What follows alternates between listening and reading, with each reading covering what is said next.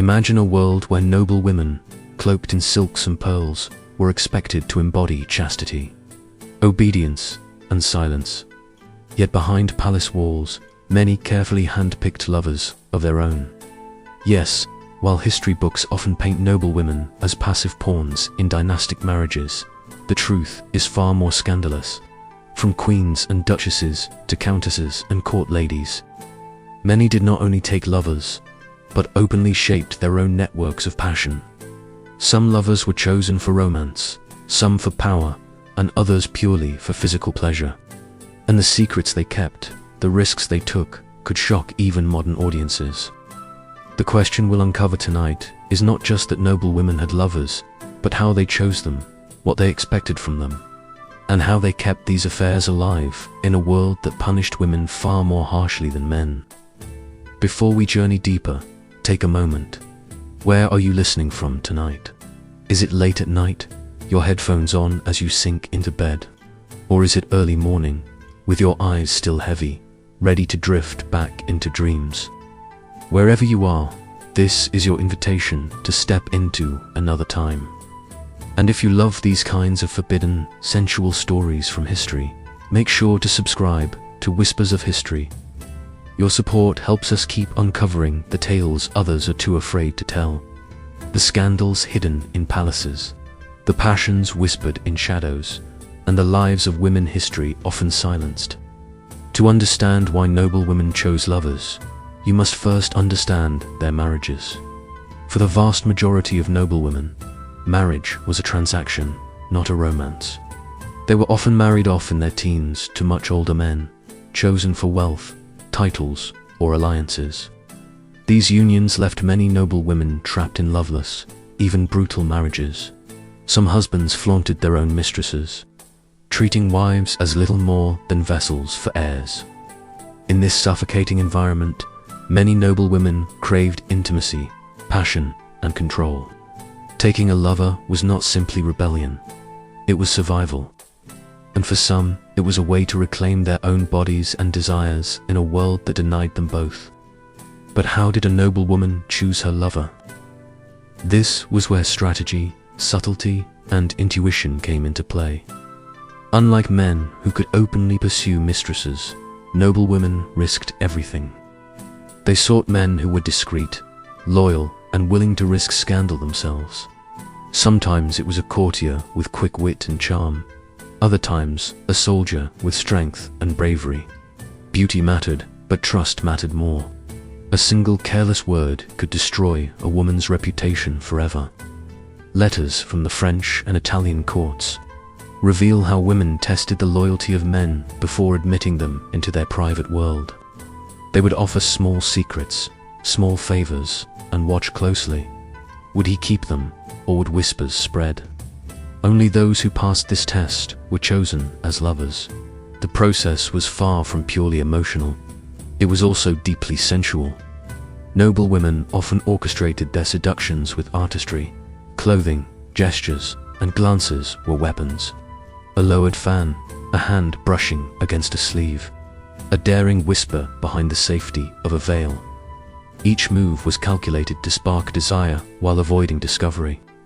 In courts like Versailles, the entire world of flirtation was a coded dance, with signals hidden in every look and gesture. When the connection was finally made, it often erupted in stolen moments. Behind curtains, in garden alcoves, or during feasts where laughter covered whispers of passion. These were not random encounters, but deliberate, crafted affairs. Carefully chosen, fiercely protected. Keeping a lover, however, required skill beyond seduction. Noble women often showered their lovers with gifts, rings, silks, or even titles if they had influence. More importantly, they protected them with their favor. A man close to a powerful lady might rise in court, shielded by her status. In return, he was expected to provide loyalty, discretion, and above all, devotion. This was not only physical intimacy, but emotional sanctuary. In a society where noble women were pawns, their lovers offered them moments of agency, where desire and choice belonged to them alone. But with this agency came immense danger. Discovery could mean disgrace, exile, or worse, especially if the lover was of lower rank. The risks were higher still if pregnancy resulted. Some noblewomen turned to herbal knowledge and midwives, using primitive forms of contraception and abortion to conceal the evidence of their passion. Others relied on timing or even risky abstinence methods. Still, history is filled with whispers of illegitimate children hidden in monasteries or raised as wards of powerful families. Rumors swirled around queens like Catherine the Great, Anne Boleyn, and Marguerite of Valois, women whose lovers were said to have left both passion and progeny in their wake. These stories, whether true or exaggerated, reveal how closely noblewomen's sexuality was watched, feared, and manipulated. And yet, the scandalous truth is this: for many noblewomen, lovers were not just indulgences, they were lifelines. They gave meaning to lives otherwise stifled by duty, marriages without affection, and courts suffocating in politics. Their choices in love reveal a secret history, one of desire, strategy, and survival. In the next part, we will explore the hidden practices that allowed these women to maintain their affairs. The secret codes, the letters scented with perfume, the clever disguises, and the elaborate networks of servants who enabled forbidden love, because if taking a lover was bold, keeping him was an art. If choosing a lover was a delicate dance, keeping one required an entire hidden system. A noblewoman could not simply indulge her desires without careful protection. Court life was a stage, filled with eyes watching her every move. Jealous rivals, gossipy servants, suspicious husbands, and even spies employed by monarchs. To preserve their secrets, noblewomen crafted intricate strategies. Letters were written not in plain words but in codes, sometimes using poetry, sometimes simple symbols. A rose pressed in parchment might mean a meeting. A folded corner on a letter could signal warning. Even perfumes became language. The faint trace of musk or jasmine on a note carried meanings no outsider could guess.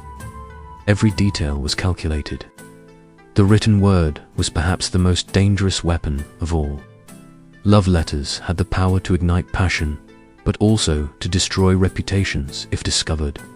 Noblewomen poured their hearts into parchment, crafting sensual confessions that were as much art as they were declarations of desire. Some letters read like poetry, weaving imagery of fire, longing, and burning hearts. Others were direct, unashamed in their descriptions of the pleasures they craved. To protect themselves, women often used scribes or trusted ladies-in-waiting to disguise handwriting. In France, there are records of courtiers burning stacks of love letters in fireplaces after scandals erupted, desperate to erase traces of forbidden romance. Yet others risked everything, hiding bundles of notes as if they were relics, unable to let go of their secrets. Secrecy also relied heavily on servants, the unseen, often silent enablers of passion. Ladies-in-waiting, handmaidens, chambermaids, and even stable boys played roles in smuggling messages, arranging meetings, or providing alibis. For these servants, loyalty was often bought with gifts, coins slipped into hands, fine fabrics, or even promises of protection. But their role was dangerous. A careless slip of the tongue could unravel everything. There are countless stories of lovers discovered because a servant was tortured, bribed, or betrayed their mistress. Yet without them, many affairs would have been impossible. Behind every forbidden kiss, there was often a servant's hand holding the door, or a maid's cough covering a gasp of passion. And then there were the gifts, tokens of love exchanged as both symbols and bribes. A noblewoman might present her lover with a jeweled ring, a finely embroidered shirt, or even land if she wielded enough power. These gifts bound the man to her, reminding him not only of her affection, but also of the risks she took for him. In return, lovers often gave keepsakes that women cherished in secret. A lock of hair, a miniature portrait, or simple trinkets infused with meaning. Some of these exchanges were intensely sensual, Jewelry worn close to the body carried an unspoken intimacy. A ribbon tied beneath layers of clothing became a talisman of desire, pressing against skin as a constant reminder of their hidden bond. Meetings themselves were planned like military campaigns. Lovers met in gardens at dusk, in chapels under the guise of prayer, or in chambers disguised as sewing rooms. The danger made the encounters electric. A single night together might be remembered for years, fueling the passion that kept the affair alive. In some cases, noblewomen even used masquerades, grand balls where masks provided anonymity as opportunities for fleeting touches and whispered words. To outsiders, it was harmless festivity, but for those in the know, it was the perfect cover for scandalous intimacy. These carefully orchestrated moments turned love into theater, where desire was played out in stolen hours between duty and danger. One cannot overlook the sensual nature of these relationships. Noblewomen, often deprived of tenderness in their arranged marriages, poured their hunger into their lovers. Many accounts describe the intensity of these secret unions, the whispered promises, the caresses hidden under cloaks, the desperate clinging as dawn approached. Unlike their husbands, who often treated them coldly, lovers were expected to give devotion in body and soul. Women demanded to be seen, touched, and cherished in ways they had been denied.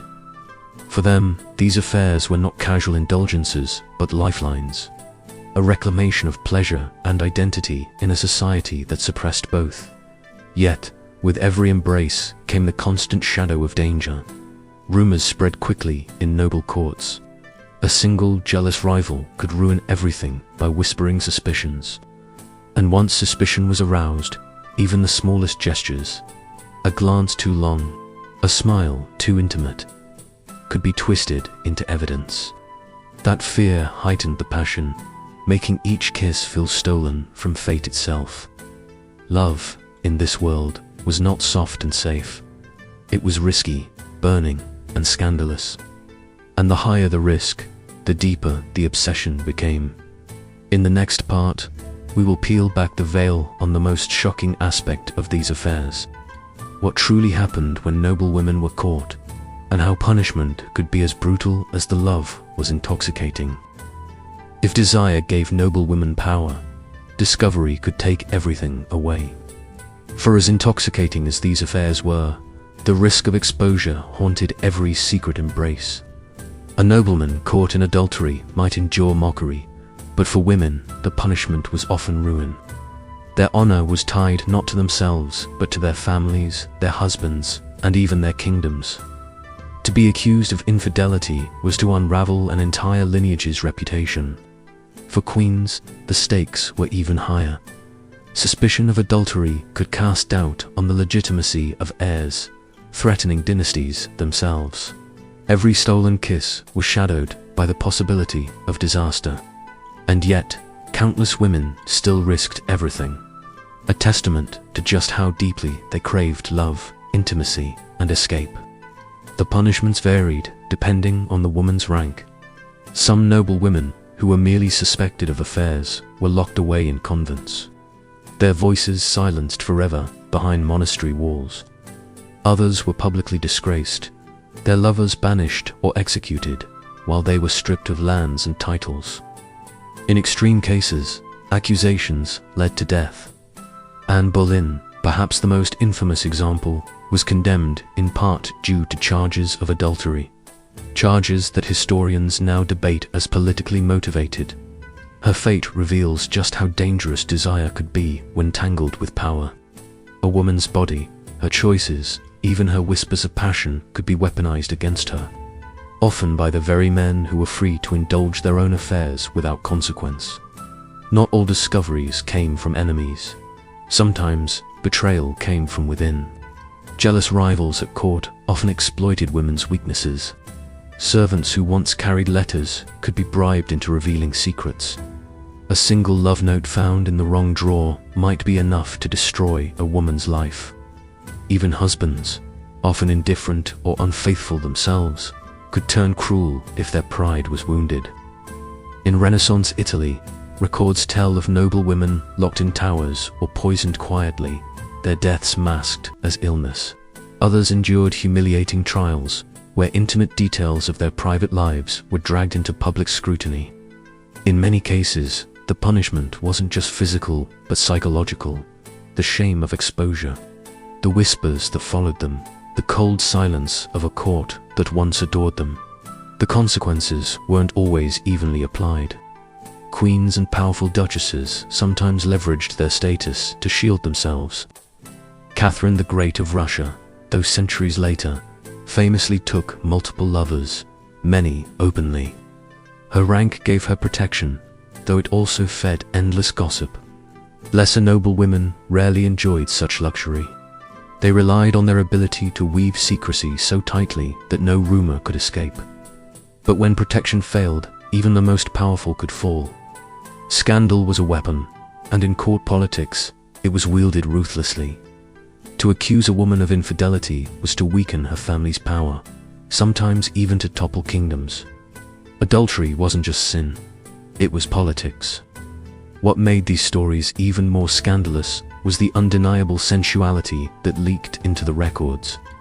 Trial documents, letters exposed, and confessions coerced under pressure often contained descriptions of stolen caresses, midnight encounters, and whispered vows. These details were not only evidence, but entertainment for those hungry for gossip. The more salacious the account, the more eagerly it spread.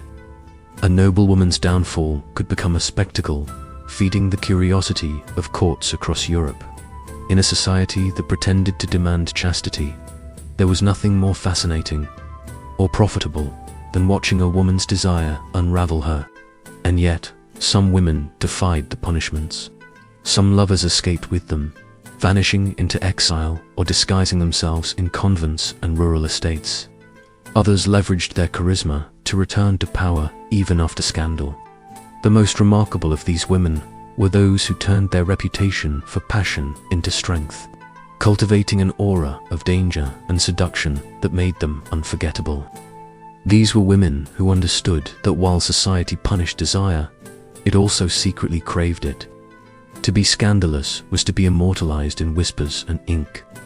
For some, the risk was worth the cost. Still, the fear of discovery shaped every affair. It forced noblewomen to become masters of secrecy, strategy, and subtlety. The passion they shared with their lovers was intensified by the knowledge that it could end their lives. Every touch was electrified by danger. Every letter was both a treasure and a threat. This precarious balance made their love stories burn brighter, fiercer, and more desperately than those lived in safety. In the next part, we will explore the other side of this coin, how some noblewomen not only survived their affairs, but used them to gain power, influence, and control in a world designed to silence them. While many noblewomen risked everything for the sake of passion, others recognized the immense potential their lovers offered as pawns in a larger game. Desire was never separate from politics, especially in royal and aristocratic courts. A lover was not only a confidant, but a bridge to influence, secrets, and opportunities. For women whose official roles were limited, wielding lovers strategically became a way to tip the scales of power in their favor. Behind countless political intrigues, treaties, and betrayals lay the whispers of women who pulled strings through the men they kept in their arms. These weren't just love stories, they were power plays disguised as romance. In France, the royal courts became infamous for this. Noblewomen cultivated networks of lovers, not unlike networks of spies. A man could carry information between rival factions, feeding her insights she could never access directly. Affairs offered a shield to. If her husband aligned with one political faction, her lover might tie her to another, giving her flexibility in the volatile dance of alliances. Catherine de' Medici's court in the 16th century was legendary for its labyrinth of passions and politics. Letters and diaries from her era reveal how noblewomen used intimate connections to sway decisions about wars, land disputes, and even royal marriages. A bed, in such cases, was as powerful as a throne. Lovers often acted as intermediaries, carrying requests or ensuring favors. A noblewoman, bound by etiquette, might not be able to approach a king or duke directly with her desires, but her lover could whisper those same wishes in casual conversation, framing them as his own ideas. When successful, her influence appeared invisible, yet it shaped the outcomes of court politics in profound ways. This created an intoxicating cycle of intimacy and ambition. The more a lover could achieve for her, the more fiercely she bound him to her with promises, caresses, and gifts. Intimacy became currency, traded not just for pleasure, but for power. These arrangements blurred the line between love and calculation. Some women truly adored their lovers, while others tolerated them as tools. For many, it was both. They nurtured genuine passion while also recognizing the opportunities it brought. This duality made their affairs deeply complex. On one hand, they risked disgrace for private desire. On the other, they risked even more by tying that desire to political plots. A wrong choice in lover could cost them everything, not only reputationally, but strategically. To choose wisely meant survival, to choose poorly meant ruin. Every affair was a gamble, with stakes far higher than whispered promises in candlelight. Yet these strategies also offered noblewomen rare moments of empowerment. In a society that dismissed their voices, lovers provided a hidden channel through which they could act as decision-makers. The lovebed became a council chamber, where plots were hatched under the cover of intimacy. For some, this was the only form of agency available to them. Women like Diane de Poitiers, mistress to King Henry II of France, wielded power that rivaled ministers, shaping policy and controlling royal favor. Though not all noblewomen had such reach, many carved out their own spheres of influence through lovers, turning supposed weakness into strength. The sensual dimension of these relationships made them all the more potent. Passion heightened loyalty, ensuring that a lover's devotion could withstand threats, bribes, or rival intrigues. A man who felt himself adored was more likely to risk everything to protect the woman who bound him. For noblewomen, intimacy wasn't just pleasure, it was insurance. Physical closeness, nights spent in whispered confessions, and the constant reminder of their bond gave them leverage that went beyond politics. By making their lovers feel irreplaceable, women secured more than companionship. They secured obedience, protection, and unwavering allegiance. Desire became the lock, sensuality the key. But with power came peril. When affairs turned political, betrayal grew sharper. A spurned lover, once cast aside, might reveal secrets out of vengeance. Rivals, too, understood the power of passion, and some worked to seduce away or corrupt a noblewoman's chosen man. Entire political crises erupted from these entanglements. The higher the stakes, the more dangerous the games became. Yet this danger only added to the intensity of the love affairs. For noblewomen who mastered this balance, lovers were not just companions, they were weapons, allies, and sometimes sacrifices.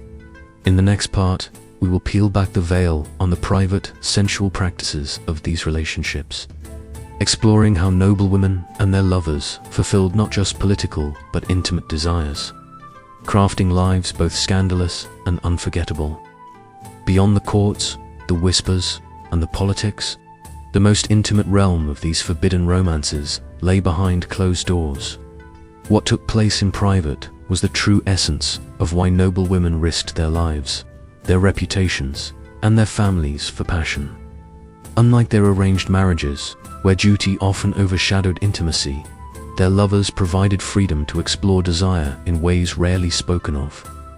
In these encounters, women demanded not only pleasure, but recognition, a confirmation that they were seen as individuals with bodies, longings, and emotions that mattered. Every embrace was more than physical. It was a rebellion against the constraints of their society. Historical records, though often cloaked in euphemisms, hint at the sensual practices that defined these secret unions. Diaries, court rumors, and letters speak of women who orchestrated elaborate trysts, candlelit chambers prepared with silks, perfumes, and wine. A chambermaid might fill a room with rose petals, while incense burned to create an intoxicating haze. Every detail heightened the intimacy. Clothes, often heavy and restrictive, were slowly unfastened in rituals that made undressing itself an act of anticipation. A ribbon loosened, a jeweled clasp undone. Each gesture was drawn out, a celebration of unveiling what the world was forbidden to see. Many noblewomen used these encounters as a way to demand tenderness that their husbands denied them. Lovers were expected to devote themselves not only to their bodies, but to their emotions. Gentle touches, whispered endearments, and patient attention were part of the ritual. For women often reduced to political pawns, this devotion restored a sense of control. They could dictate the rhythm of intimacy, deciding when to prolong, when to surrender, and when to indulge in passions society deemed unfit for them. In these rooms, the rules of the outside world dissolved. Hierarchies, obligations, and expectations vanished, replaced by a shared space of desire and vulnerability. Letters that survived from certain noble courts reveal that some women indulged in fantasies far ahead of their time. They wrote of longing for lovers to visit in disguise, to slip past guards in the dead of night, or to rendezvous in gardens under the moon. The secrecy amplified the pleasure. To meet in a chapel at night, to kiss behind a tapestry during a feast. These stolen moments fed their hunger. Forbidden love carried a thrill unmatched by sanctioned intimacy. The more dangerous the encounter, the sweeter the surrender. This edge of danger transformed physical love into something almost sacred, a communion of bodies and souls, against the weight of the world. Their sensual lives were not confined to spontaneity. Some noblewomen planned their affairs with meticulous care, turning intimacy into ritual. Special wines or herbal concoctions were said to heighten passion, whispered recipes passed down among ladies at court. Jewelry itself became part of the experience. Rings, necklaces, and ribbons were sometimes worn in ways that symbolized devotion, pressing against the skin during their encounters as constant reminders of love. These tokens, hidden beneath layers of gowns, were private secrets worn publicly, thrilling reminders of intimacy beneath the facade of propriety. For many, these affairs were not merely indulgences in physical pleasure, but opportunities for emotional healing. Marriage often denied women the chance to be loved for who they were, rather than what alliances they represented. Lovers, in contrast, provided affirmation, vulnerability, and even obsession. Women demanded fidelity not out of convention, but because their longing burned fiercely. They wanted to be chosen, pursued, and cherished, as their husbands rarely did. In the arms of their lovers, they experienced a passion that made them feel alive, desired, and powerful. These moments became the anchor of their existence, the secret heartbeat beneath their gilded lives. Yet, the more sensual and emotional the bond, the more dangerous it became. Intensity created dependency, and dependency bred recklessness. Some women grew bold, meeting their lovers more frequently, leaving traces that could not be easily hidden.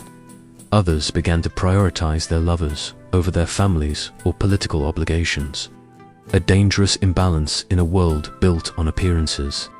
These secret nights, filled with heat and tenderness, were both liberation and trap. In the next part, we will uncover how these intimate relationships could spiral into obsession, and how obsession often became the spark that lit the flames of scandal, downfall, and even tragedy. For all the beauty and liberation that forbidden love offered, its intensity carried a dangerous edge. What began as passion could easily transform into obsession. A noblewoman who once delighted in secret letters and stolen kisses might find herself consumed, unable to think of anything but her lover. This hunger, exhilarating at first, often became suffocating. Some women wrote of sleepless nights, hearts burning with longing, desperate to be near their chosen man. In a society where their desires were suppressed, once released, they burned uncontrollably. Love was not gentle here. It was fire, and it threatened to consume everything in its path. Jealousy was an ever-present companion. Noblewomen, bound by their own marriages, often demanded fidelity from their lovers with a fierceness unmatched in their arranged unions. They expected devotion, not just in body but in soul. A wandering glance, a whispered word with another woman could ignite fury. Lovers, too, grew jealous of rivals, particularly husbands. Historical accounts tell of duels fought over women's honor, of blood spilled in gardens and courtyards when two men competed for the same forbidden heart.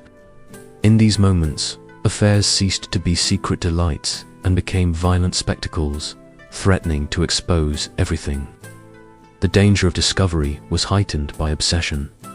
Lovers grew careless, writing letters that were too bold, visiting too often, or speaking too freely after wine loosened their tongues. Some could not bear the distance imposed by secrecy and pressed for more, demanding greater access, greater acknowledgement, greater risk. For noblewomen, this was perilous. What had once been carefully controlled became fragile, threatened by the very intensity that had drawn them together. Passion made them reckless, and recklessness was the enemy of survival. The psychological toll was immense. Women who craved the tenderness their marriages lacked sometimes surrendered entirely to their lovers, placing trust in them beyond reason. When betrayed, the wound cut deeper than any arranged union could. Some noblewomen fell into despair, exiled to convents or secluded estates when affairs collapsed. Others turned their heartbreak into rage, seeking vengeance against men who dared to break their hearts. Records from Italy and France tell of women who attempted poisonings or orchestrated plots of revenge when abandoned. Love, when forbidden, was rarely soft. It was an all-or-nothing gamble, and its collapse often shattered lives. Yet, obsession wasn't only destructive. For some, it fueled a passion that defied every obstacle. Lovers risked everything, disguising themselves to sneak into chambers, bribing guards, or scaling walls to reach their beloved. This obsession turned their encounters into legend, the kind of stories whispered long after the women were gone. They became symbols of reckless courage, of a love that refused to bow to rules. And for the women themselves, even in downfall, there was a strange sense of triumph. To have loved so fiercely, even disastrously, was still better than to have never felt alive at all. But society was merciless. The higher the obsession burned, the more inevitable exposure became. Gossip spread like wildfire in noble courts, fueled by rivals and jealous onlookers. Servants, once loyal, could be swayed by threats or bribes. A single careless moment could destroy years of careful secrecy. And when affairs were revealed, punishment was swift. Lovers were executed or exiled, and women were disgraced, sometimes condemned to lifelong seclusion. For every tale of passion, there was one of downfall, a cruel reminder of the price of defiance. In the end, forbidden love was never just about pleasure. It was about power, control, desire, and the dangerous freedom of choosing for oneself in a world that denied women such agency. Obsession made it both intoxicating and perilous. Every whispered vow, every kiss stolen in the dark, carried with it the shadow of ruin. In the next part, we will examine the legacies of these women, how their affairs, whether triumphant or tragic, shaped history and left behind stories that still fascinate us centuries later. The stories of noblewomen and their forbidden lovers did not end with their lifetimes. Even centuries later, their whispers echo in chronicles, letters, and the collective imagination. These women, who defied the rigid structures of their age, became both warnings and inspirations. Their lives remind us of the limits imposed upon women in history and of the lengths they went to in order to seize fragments of freedom. Every scandal, every hidden affair, every whispered vow of passion left a trace, transforming private acts of love into public legends. Though condemned in their day, we remain captivated by their daring, because they lived in ways they were never meant to, choosing desire when society demanded silence. History has often been cruel in how it recorded them. Men wrote the chronicles, shaping their narratives to cast them as dangerous temptresses, corrupting influences, or cautionary tales. Lovers were portrayed as victims of female manipulation, while women bore the burden of scandal. Yet, when we look closer, a different truth emerges. These noble women were not passive figures. They were active agents of their own destiny. Even when choices were perilous, their decisions to love, to desire, and to pursue intimacy were acts of defiance in a world that defined them by marriage contracts and bloodlines. To step outside of that framework was revolutionary. In many ways, their legacy lives on because it unsettles us. We admire their courage while also shuddering at their risks. Their lives force us to ask uncomfortable questions. What does it mean to risk everything for passion? How much of freedom is worth sacrificing for love? These are questions that transcend centuries, which is why their stories still resonate. Whether it was Anne Boleyn on the scaffold, or nameless noblewomen banished to convents, or queens whose affairs sparked wars, they each remind us of the tension between desire and survival, a tension that has never truly disappeared. Their influence extended beyond their private chambers. Some altered the course of dynasties. A single affair could destabilize a court, incite jealousy that led to duels, or provoke accusations that toppled kingdoms. Women who dared to keep lovers shifted the balance of power, sometimes in ways even they couldn't control. In France, in Italy, in England, whispers of affairs became political weapons, wielded to discredit, to intimidate, to overthrow. The personal was always political, and in their defiance, these women became entangled in battles far larger than themselves. Their choices reverberated in laws, succession disputes, and even wars. Legacies far beyond what they may have imagined in their most intimate moments. And yet, not all legacies are tragic. Some women mastered the art of balancing passion and secrecy, living long lives with lovers who remained loyal until the end. Their names are less remembered because scandal fuels history more than harmony, but they existed nonetheless. In quiet letters, in estates, far from the eyes of court, love endured. These stories remind us that passion was not always destructive. Sometimes it was healing. These rare glimpses into tenderness balance the countless tales of downfall, showing us that for some noblewomen, forbidden love was not a curse but a sanctuary. What makes their memory irresistible to us today is the paradox. They lived in gilded cages, yet found ways to break free, if only for moments, through love. Their affairs are windows into the private desires of women who otherwise appear in history as pawns in political marriages. In the stolen hours with their lovers, they became something else. Individuals, dreamers, beings of flesh and longing. Their courage to pursue these moments makes them unforgettable. They remind us that even in eras of rigid control, human desire found ways to bloom, no matter how dangerous the soil. Ultimately, the legacies of these women linger not because they were queens, duchesses, or noble ladies, but because they were human. Their stories lay bare the eternal conflict between passion and propriety, between personal freedom and societal judgment.